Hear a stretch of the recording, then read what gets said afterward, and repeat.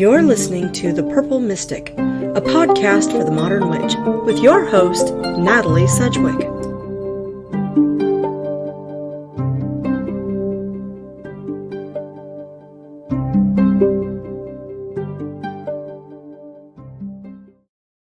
Gotcha.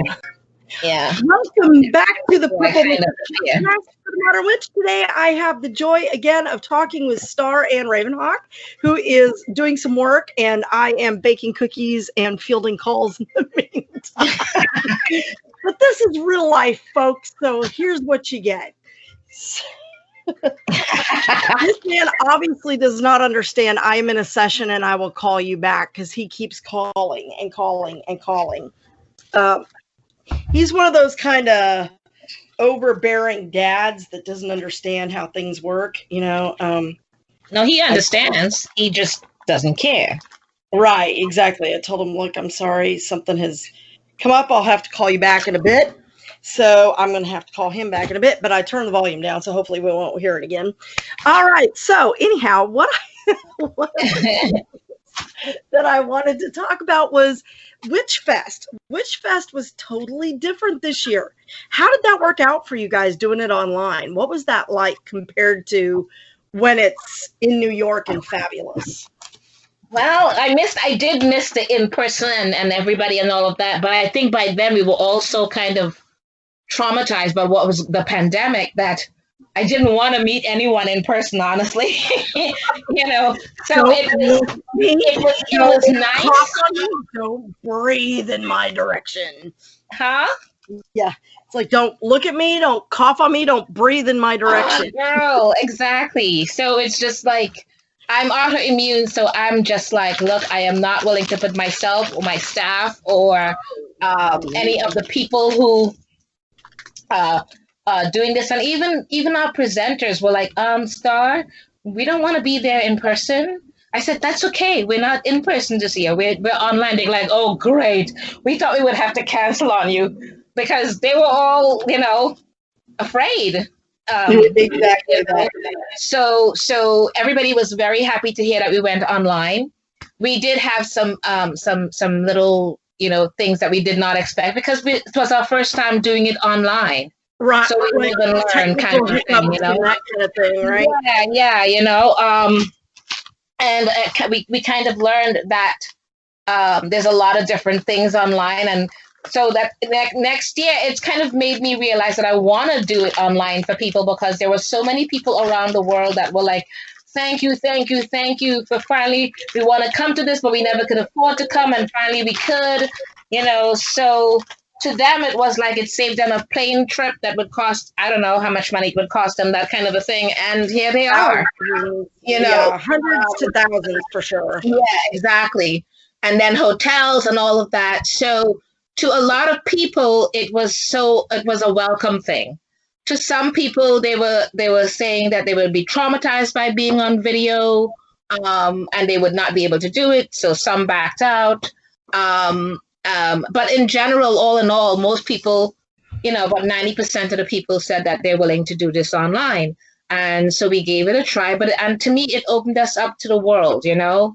Now, how did you do it online? Like, was it like Zoom where people who paid could call in and it was like a group chat with the presenter giving their usual talk, but with people looking kind of like just a regular Zoom meeting? Or was it something that you guys were live streaming like via YouTube or something like that, and people could, you know, type in questions but weren't, you know, able to physically see and speak to the person in real time?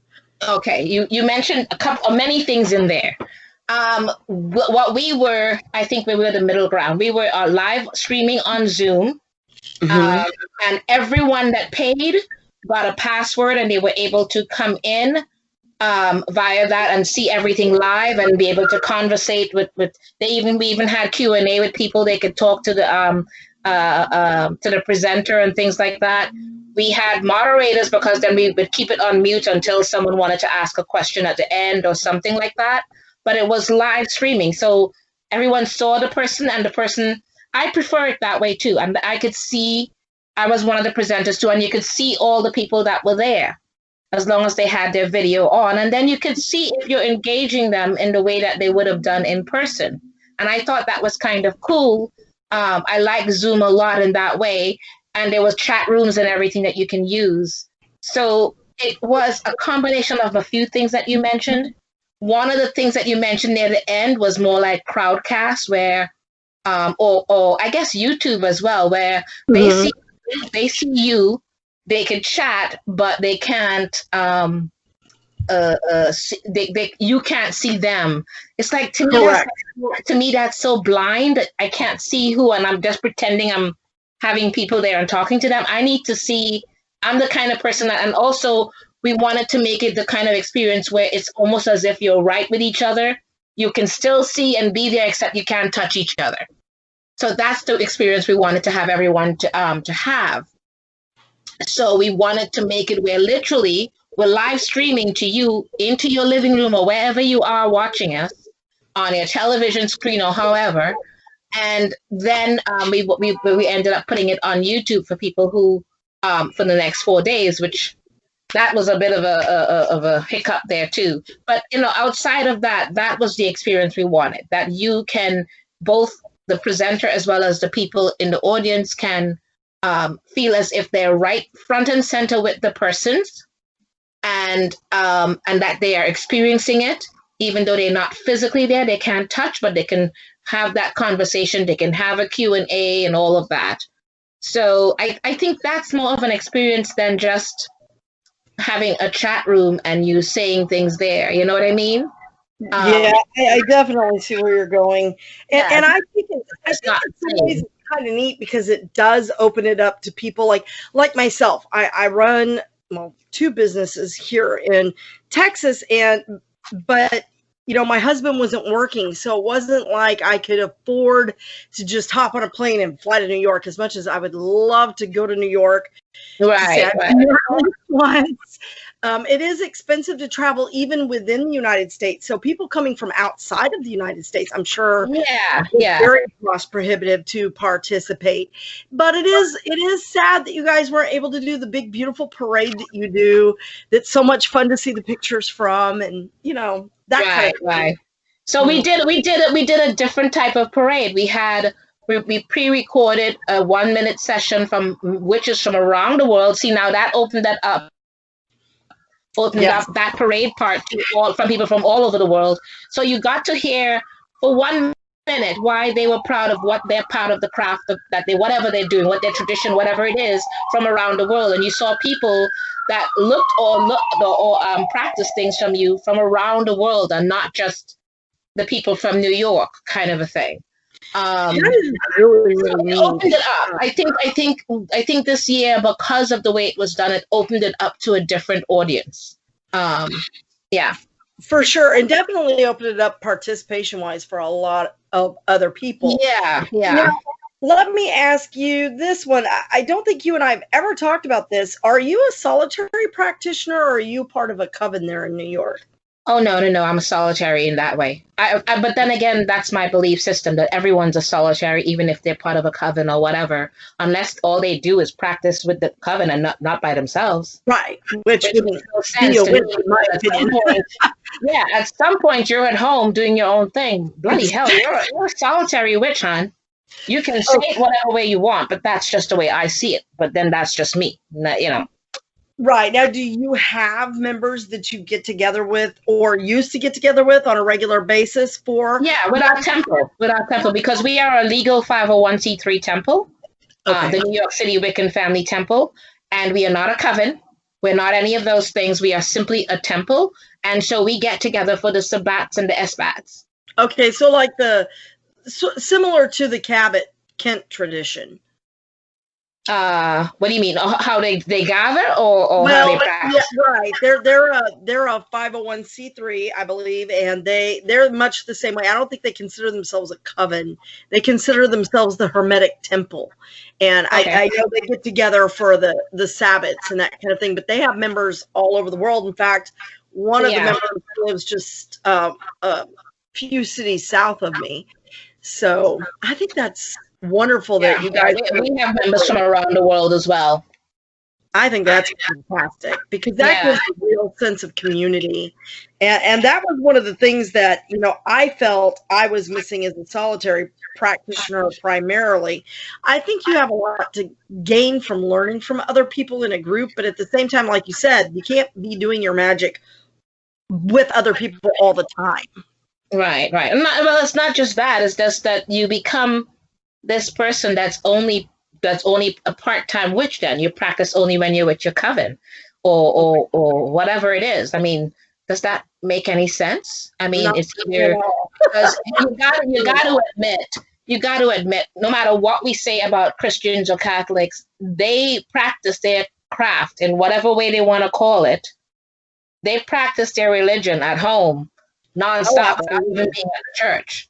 Oh, that is absolutely true. Well, And okay, now witches, hold on there.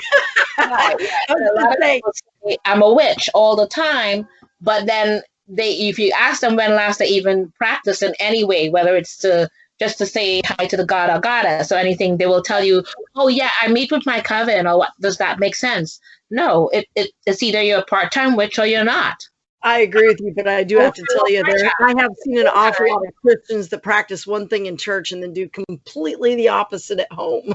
Right, exactly. They So call those because what you do, hypocrites. because also my practice is very different at home to what I do with the public. Because when you do it with the public, you have to become generic Right. in a sense. Because when you're doing it with the public, everybody has their own god and goddess that they believe in, or their different things. I am not there to. Our group is not there to dictate to you who you're going to be adhering to, or who you're going to be worshiping or honoring. That's not what we do. So if that's the case, and I know that everyone, I don't care who they are, they go home and they have these different gods and goddesses and the different things at home. So when you're getting together for community, and just to have that energy of the community there with you, at the Sabbats and the Esbats, that's great. That's why we have a generic type of setup for everyone. So that way you can say, we would, rather than say maybe necessarily a particular god and goddess, we would say the gods and goddesses. You know what I mean? Or something like that, depending on the Sabbat or the Esbat. And, And we work it like that. Or we that mention works gods for and me. goddesses from around the world, across the different traditions. We mention them all, kind of a thing, because we want to make sure that we include everyone's traditions at home that they do. And then we say to you, basically, besides the Sabbat and Esbat, get home and practice your craft at home every day by yourself. That's what you're supposed to do. Absolutely. I couldn't agree with you more. And I like that approach because the way I view it personally, my personal opinion, so before anybody goes and rakes me over the coals and tells me I'm wrong, my view is that there is one masculine deity, one feminine deity that make themselves known to us by different names and different views. And sometimes they come together and make themselves known in another way together, combined energies, like what you would see with the Baphomet, for example. That's probably a bad example, but it's the first one that came to my mind. So I'm throwing that out there. So I think that, it's, even though there may be multiple gods and goddesses within a pantheon, I think they're just offshoots of the same deity, if that makes sense. So they appear to you in the way that you can understand, that you can relate to, or that you will feel comfortable with at that point in time. And that's kind of how I see it. So I like the fact that you recognize that people have different backgrounds or traditions. And it's not you have to give up your thing and believe this, because that becomes dogma. Right. And that's a lot. That to me, to me, again, that's just my opinion. To me, that's where the covens and all of that come into play, where I think it's very dogmatic. And it's not for me. But there's a place for everybody with different things and everybody's belief system. I mean, you believe in that how deities that one, and people are taking parts of that different one deity, whereas I don't. I believe that there are many different ones.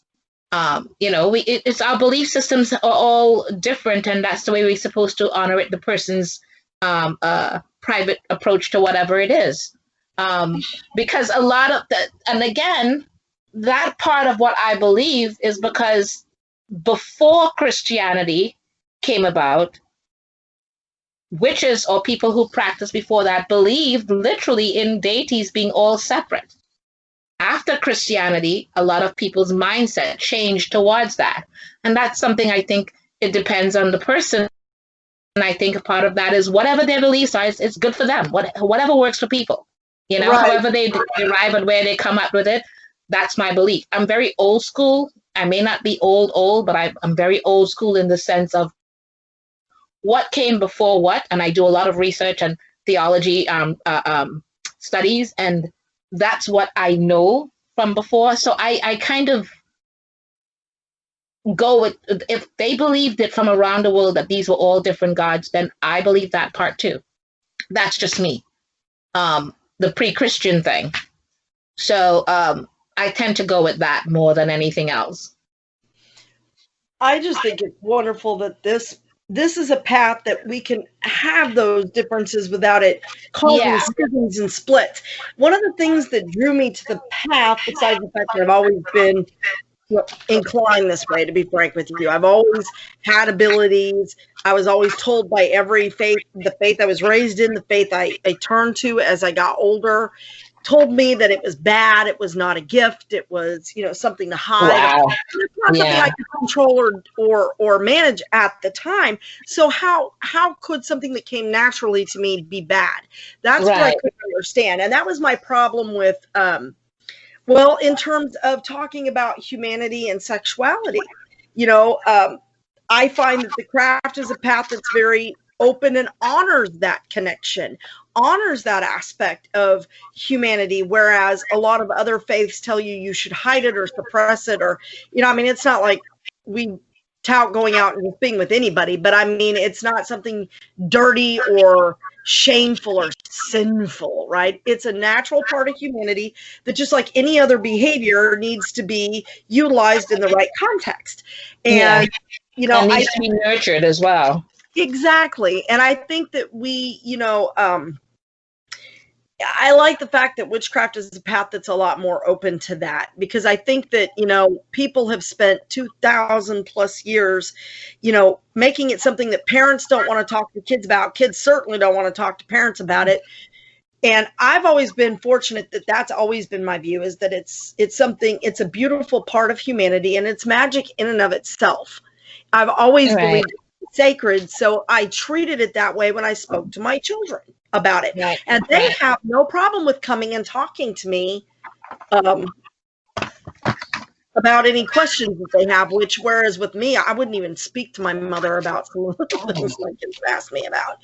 So, I think that it's a path that certainly honors all aspects of humanity, and I really was drawn to that.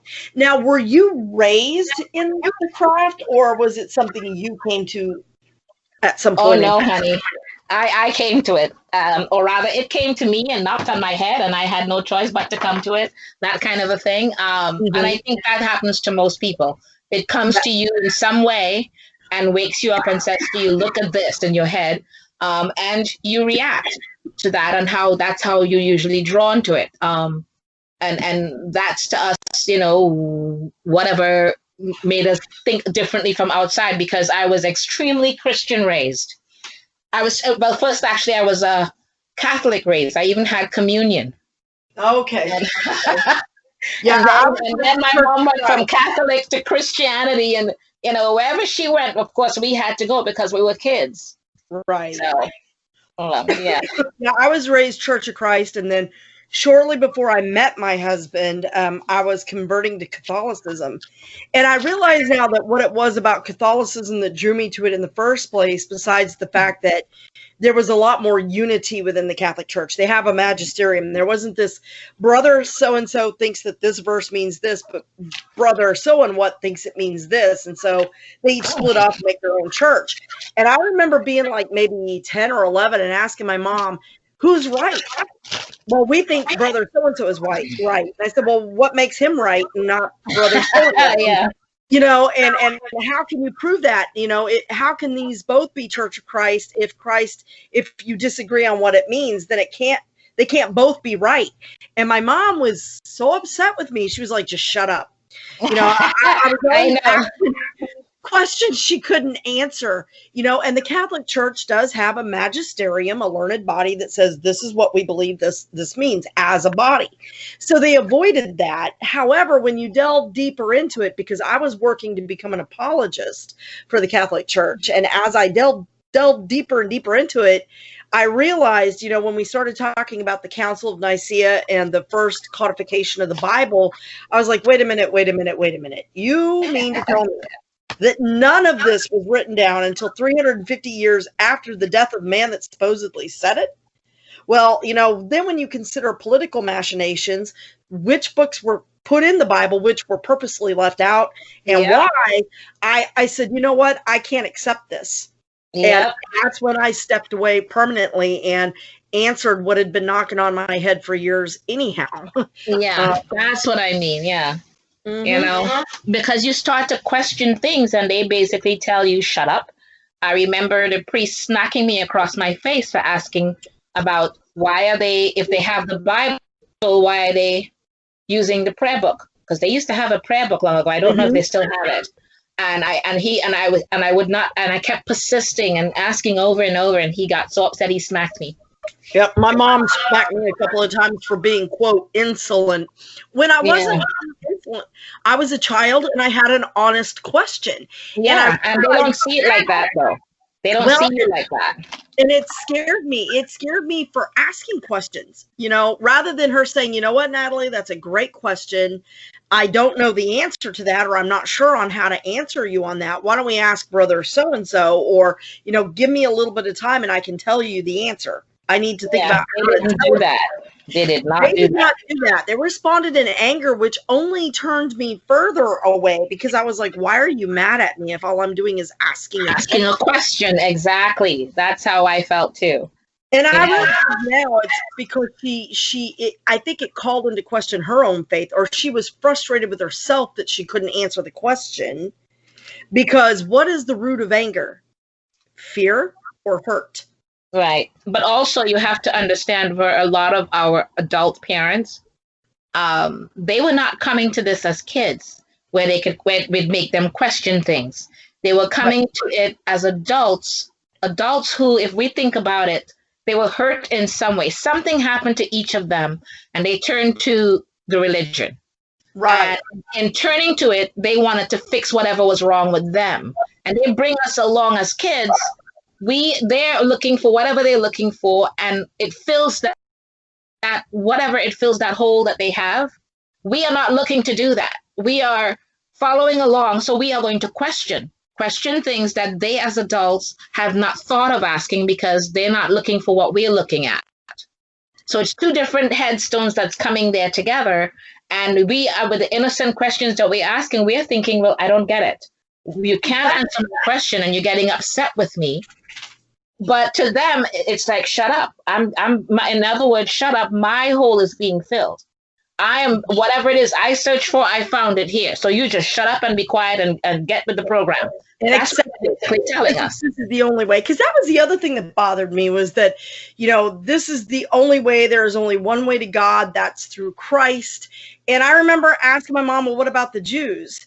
And this was another question that upset her, because she was like, well, what do you mean, what about the Jews? I said, well, if the only way to God is through Christ, how can the Jews be God's chosen people? And she looked at me like I'd grown a second head. And she's just like, just be quiet. Go outside and play for a little bit.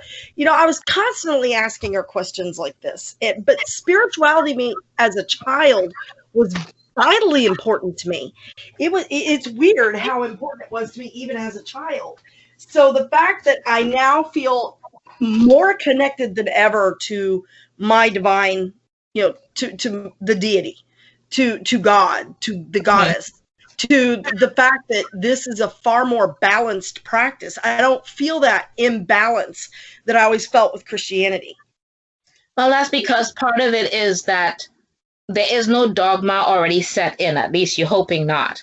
And especially when you're at home and basically you're solitary at home. So all your questions, even if you read books and people's opinions, because books are basically each author's opinions of what it is that occurred that they witnessed, or as we hopefully they witnessed. Their experience. So right, witnessed, experienced, whatever it is that they saw and did. And part of that is you can question it at home. At home, you can decide if this is right for you or not, or you can literally go through 1,001 books and pick out little choosy things that you want to fit what suits you. You formulate your own thing at home, and literally you can come up with whatever it is that you come together with. You know what I mean? Absolutely. So that works for us.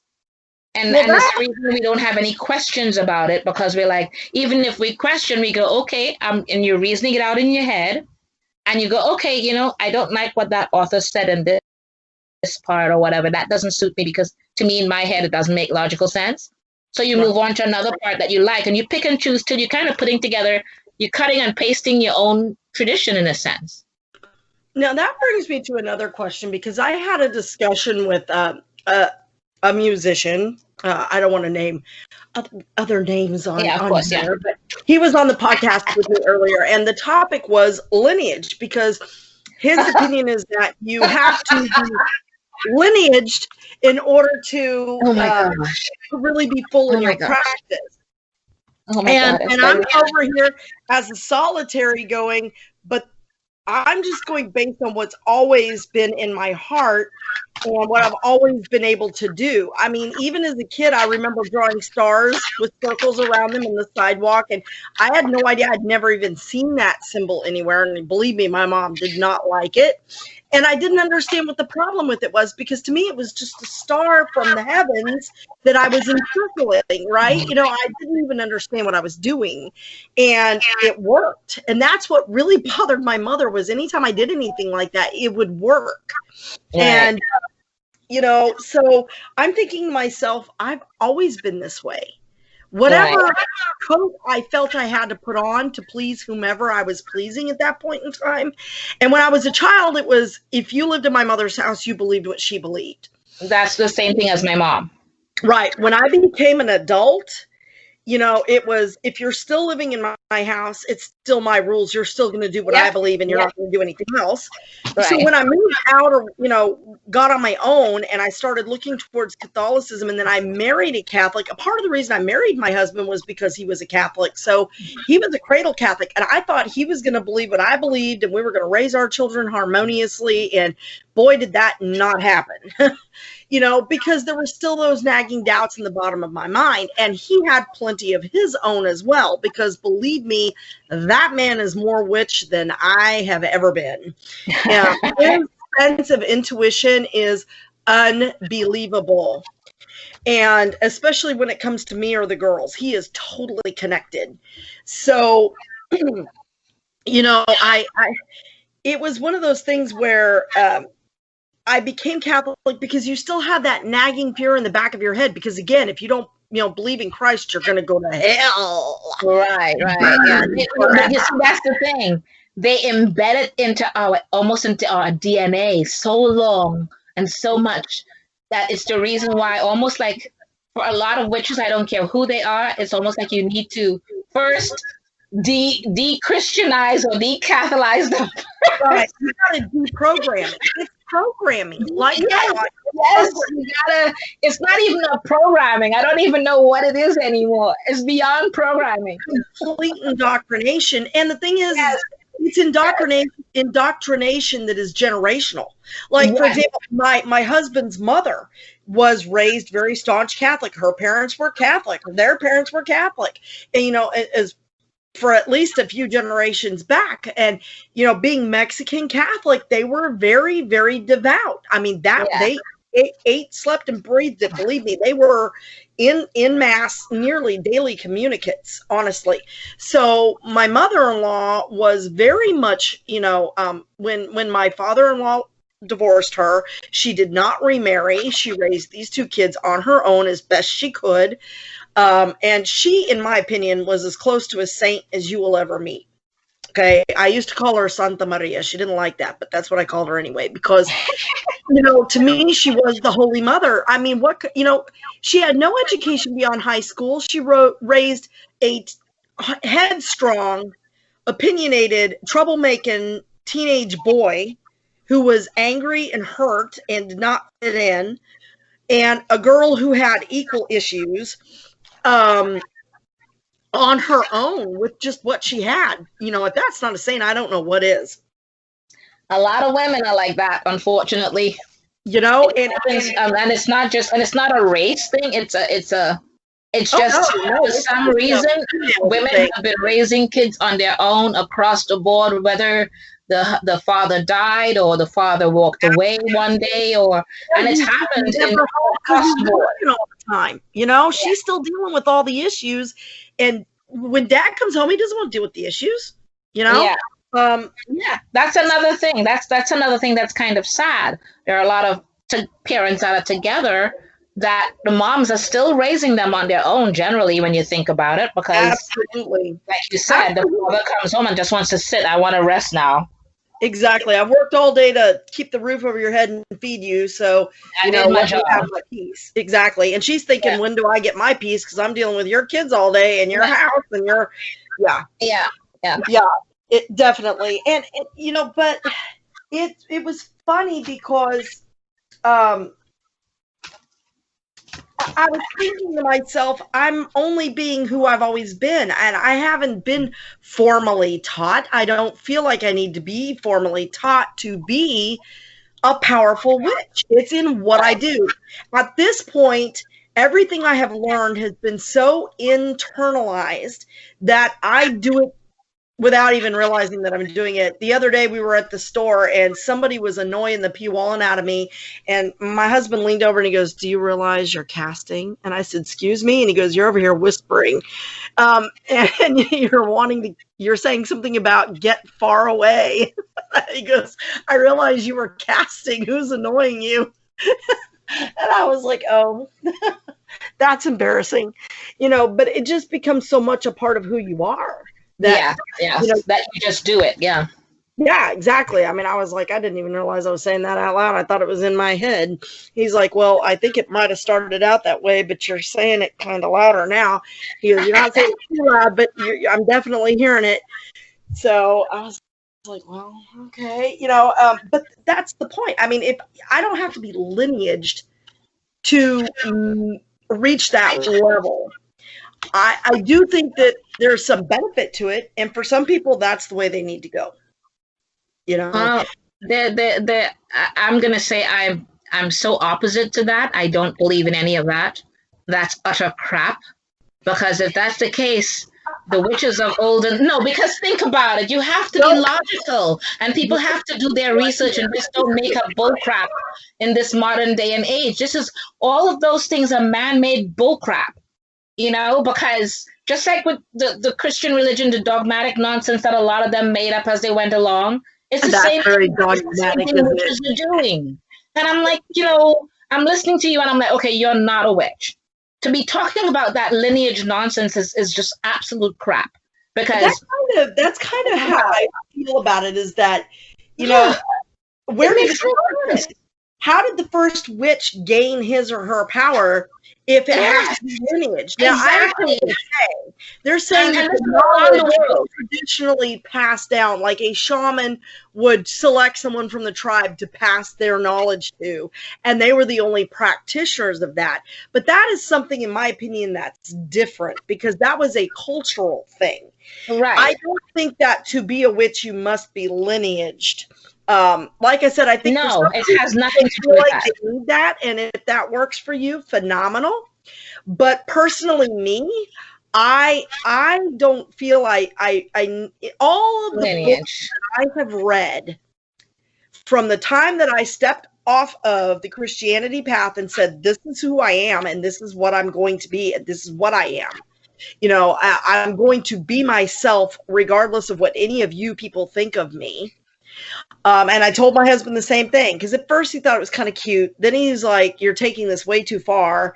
Now he's kind of like, you're just, after 5 years, it's like, he's like, you are just who you are. Now he just kind of accepts it. And he even told somebody that he worked with, yeah, my wife's a witch, just like casual drop that in the conversation. And I was kind of like, you may not want to drop the mic like that the next time. You might want to feel that one out before you slide it out there. Now, my neighbors all know, and I don't hide it. Right. But I'm also cautious because I do have a business, and there are people, I live in the Bible Belt. So, I don't bring it up, but if people ask me, I'm not going to deny it either. Yeah, you shouldn't. And it's not just the beginning part of what you said of like, then who was the first witch or any of things like that. Just the fact that witches were from, first of all, they didn't get together like we do now, in the modern age. They were far away from each other. They didn't even know each other, majority of times. And they did their own thing that they naturally went and with it. Or maybe they may even tell the village, if they don't have any kids, they'll teach it to another village child or something like that. But it was not lineage. It was a matter of who is magical that they saw was wanting to that came to them wanting to learn how to do the same things they were doing. Exactly. And that's where I think they get the idea of lineage, is that it's passed down. Hang on one second. I'm sorry. Yeah. No, that's okay. Texting is calling me. I'm telling him I'm busy at the moment. He'll have to hold up just a few. But exactly, I think that's where the idea of lineage comes from. But so much of the history of the craft is really shrouded in the slanted views of historians, different traditions and religions and cultural nuances throughout the world, that to say witchcraft itself is just this or just this is ridiculous. Yeah.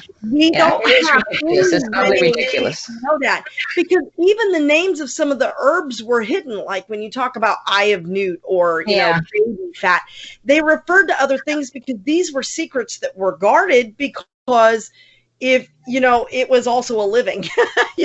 People came to you for a reason, so you want to protect your trade secrets, right? Yeah, exactly. It's like people saying to me, I've had people say to me, one woman went so far that, they would ask me for the recipe, and I'm like, no, I can't give you that. But why? Because I sell it.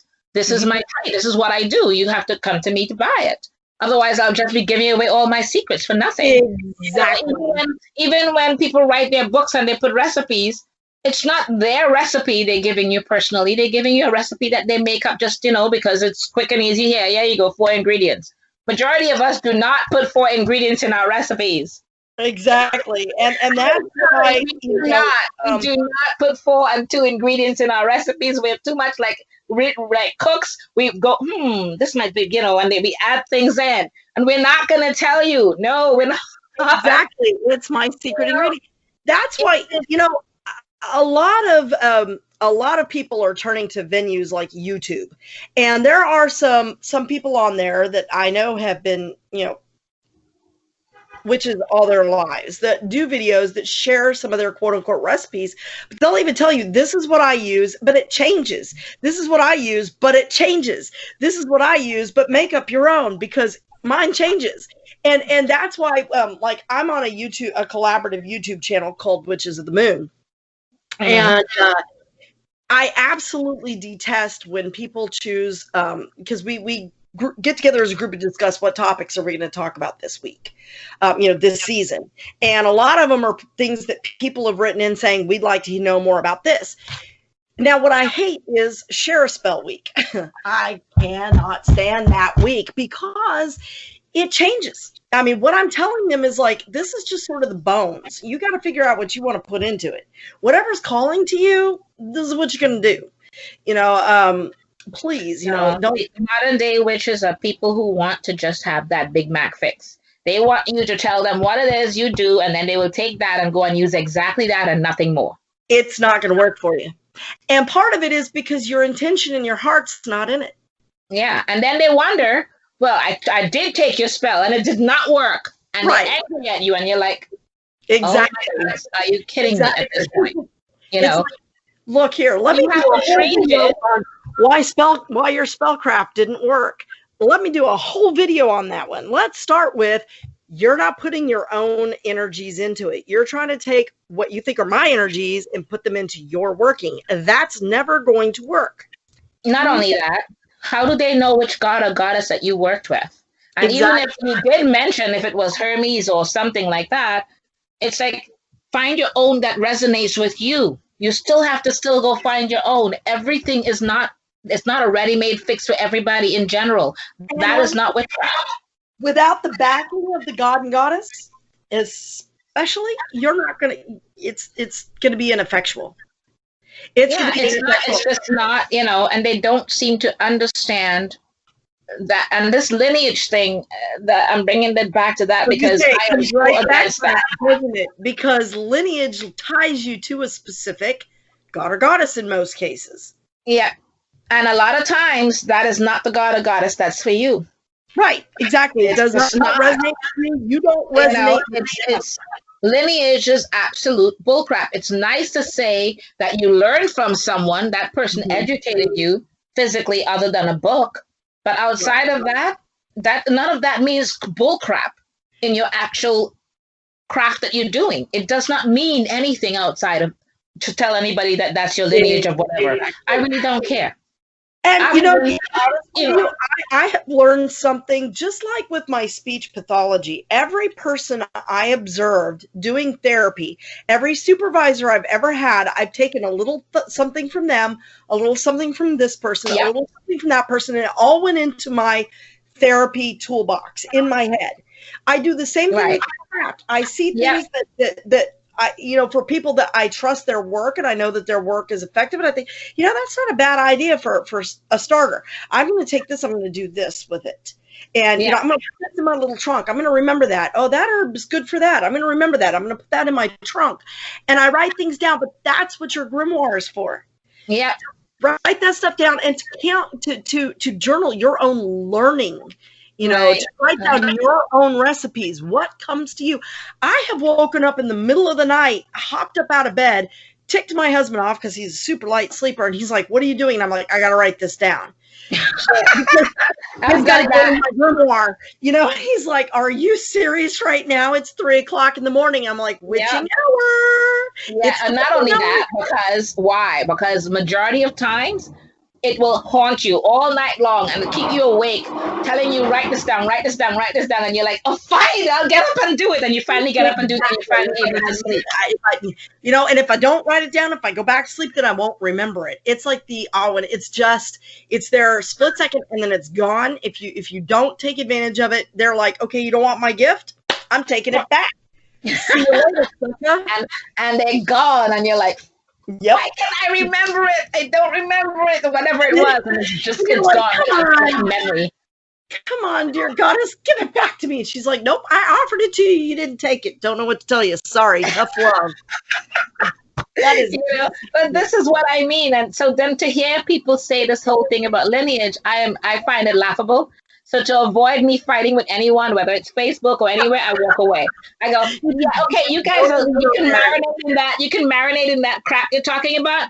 Bye-bye. And I walk away. And I'm like, I'm not doing this with you, because if you want to be like that, then that's on you. It does not mean, but then you see, I am not there. I'm not a Christian. I am not there to save you or preach to you or tell you what you're doing that is silly, not right or wrong, but silly. It's up to you. So I walk away. I'm not the savior type. I'm not there to save you. I'm out the door and I'm gone. At the same time, though, let's talk about those people that you were just talking about, those people that want everything spoon-fed to you.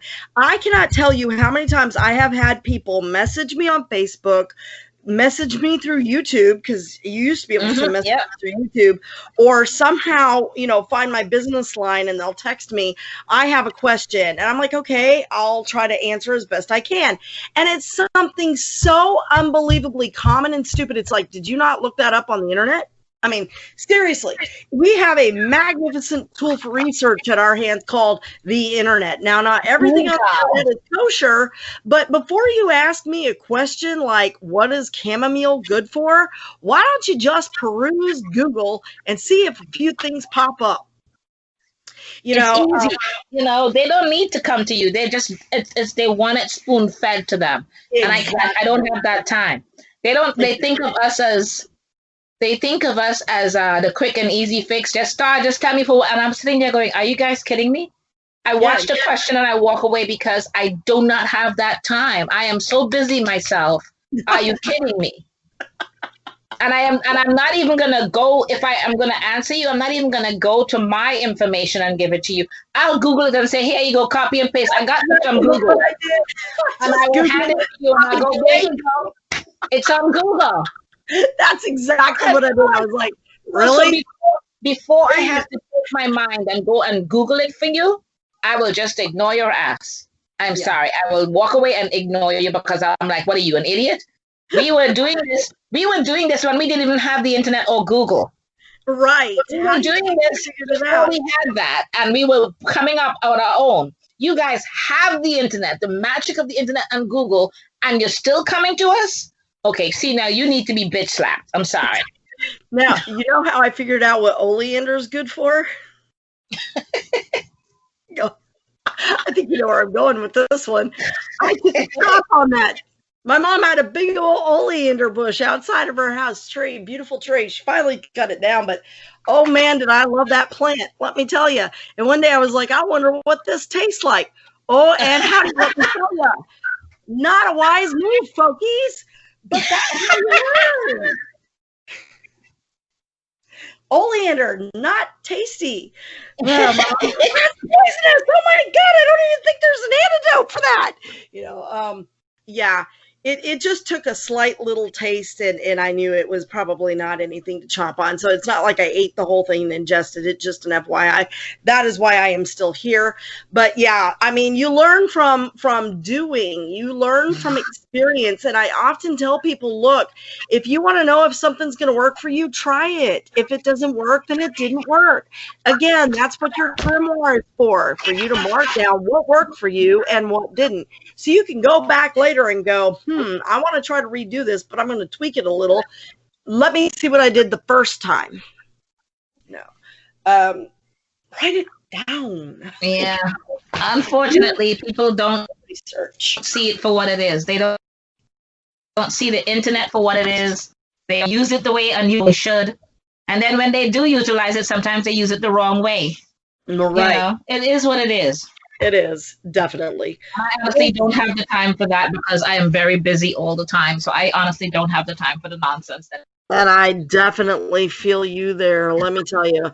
Well, Starr, I'm afraid that this evening we're going to have to cut it here. But I want to thank you again for coming on the podcast and for sharing just a little witchy talk. I think you're a remarkable witch, and I was curious to hear how the Witchfest went. Are you planning on doing Witchfest in person next year? Are you going to do it online again, or will it be a combination depending on the situation? You said it. I'm going to be doing it in the combination, and I'm hoping that next year they will start allowing events to be done. Mm-hmm. Mm-hmm. I don't know if they would or not, but that's the intent, to have it as both for Saturday only in person, but Friday, Saturday, and Sunday online. Saturday will be the only time in person, but online is Friday and Sunday. Because I think we want to include everyone the way we did, without excluding anyone, and still give people an opportunity and presenters to choose whether they want to fly into New York or if they want to do it online. So it gives us more, I think it opens that up again, gives that open to everyone again. Absolutely. And I think it opens it up for presenters too, because I know depending on where you are, flying to New York can be kind of pricey. So. It is. It can get to be pricey. So it will give people the opportunity to decide what they want to do. Well, very good. Well, I do appreciate you. Thank you again for coming on the podcast.